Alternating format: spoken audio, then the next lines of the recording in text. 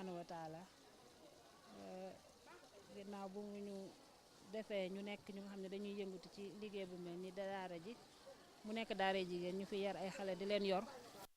bëgg leen yor ci condition yi nga xamante ni yi gën la xale yi war fi jàng war fi yaroo loolu mënta am te wér amul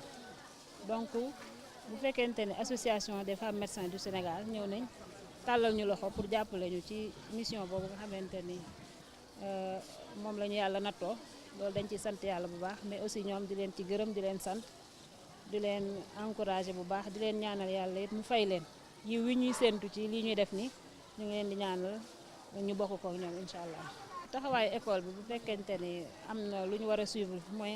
ànd ak ñoom rek li ñu sumb nii naal ko ñu jéem ci def jéego yi ci war ngir loolu ñu mën ko yeggale mooy bu dee am na ku ñu war a continuer faj suivi ak yu demee noonu yaakaar naa ñoom disponible nañ ñu nit jiitu nañ ci ndax dañu wax ndimbal na ci fekk loxol borom donc ñu nit taxaw nañ ci loolu pour ñu ànd bokk xool nuñ koy saytoo ba xale yi war a mën a nekk ci wér-gu-yaram incha allah. ñu nag association des femmes médecins ànd la bu nga xam ne day door mais nekk lu nga xam ne dafay jeex day door tey mais li ñu waxante ak ñun ak li ñu fas mooy lu ñuy ànd la continuer di ko dox pour mën a am wér-gu-yaram ci xale yi ndax ñoom xam naa dinañ ko waxal seen bopp sax ñoom a gën a placé pour wax ko bokk na li ci leen itteel wér-gu-yaramu doomu Sénégal te xale yi ay doomu Sénégal lañ ci réew mi la ñu dëkk dañoo féete fii rek seeni waajur andi leen fi pour un moment donné ñu mën a jàng alquran xam seen diine donc jamono yooyu nga xam ne ñu ngi nekk suñu loxo ñu ne ñoo war a saytu seen wàllu santé ànd ak waajur yi bu association des femmes médecins yi ñëwee ngir jàpp ci loolu dañ ci sawar bu baax incha allah. loolu daan nañ ci dox muy def sensibilisation ci xale yi pour ñu xam naka la ñuy aaroo leen di aar ba yenn yi du leen mën a dal mais aussi ci partenariat bi ñuy def ak association des femmes médecins je pense que ñoom it dinañ apporter seen contribution ci côté boobu mooy ñu gën a mën a waxtaan ak xale yi ngir ñu gën a mën a fagaru ci yenn bu fekkente ni côté comportement la ñu mën a jël comportement yi nga xamante ni moo leen di gën a mën a jàppale ci seen wàllu santé pour santé bi war a mën a jëm kanam. Rendre grâce à Allah subhanahu wa ta'ala de nous avoir permis d'avoir cette belle journée, mais aussi remercier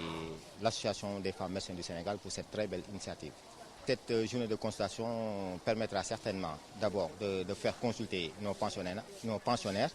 et dès l'entame, donc je crois que toutes les dispositions ont été prises pour que justement cette journée soit une journée de réussite. Mais à travers cette journée aussi, nous pensons pouvoir aussi faire un suivi pour que nos pensionnaires soient dans de très bonnes conditions, donc de vie et de santé. C'est l'un des objectifs de l'infirmerie, donc à travers l'infirmière, donc qui souvent donc accède dans les classes pour exactement sensibiliser les enfants, donc leur éduquer, donc pour leur faire comprendre les dispositions à prendre, donc du point de vue médical. Nous sommes venus ici au Dara Aïcha dans le cadre d'une convention qu'on a signée avec ce Dara, un partenariat qui est tout neuf pour l'association des femmes médecins. Parce que d'habitude, on avait l'habitude d'aller faire des consultations gratuites ponctuelles. Mais nous avons ciblé ce Dara parce que tout simplement c'est un Dara de jeunes filles qui concerne un internat et des élèves à titre externe. Donc ce Dara est un Dara qui comporte au moins 1500 élèves. Donc nous avons tenu à venir faire une consultation de rentrée. Ce n'est pas une consultation gratuite où après il faudra partir parce que c'est un partenariat. Donc nous sommes venus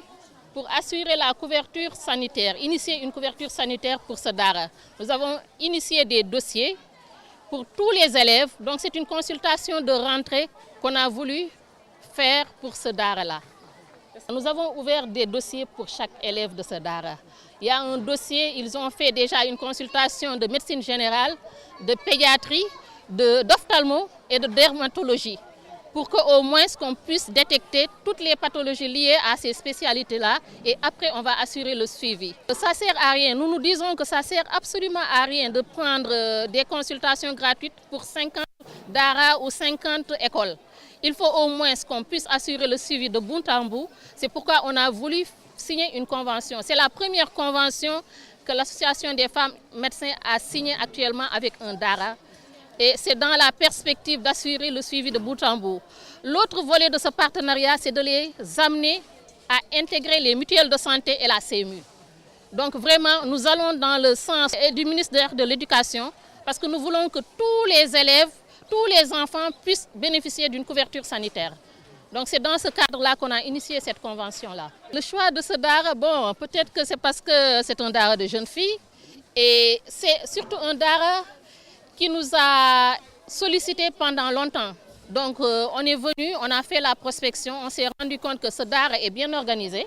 Donc nous avons voulu vraiment, et on a vu qu'il n'y avait pas de couverture sanitaire en tant que telle, donc il n'y avait pas d'infirmerie. Donc l'autre objet de la convention, ce serait vraiment de mettre en place une infirmerie digne de ce nom pour qu'au moins les enfants puissent être suivis tout au long de l'année.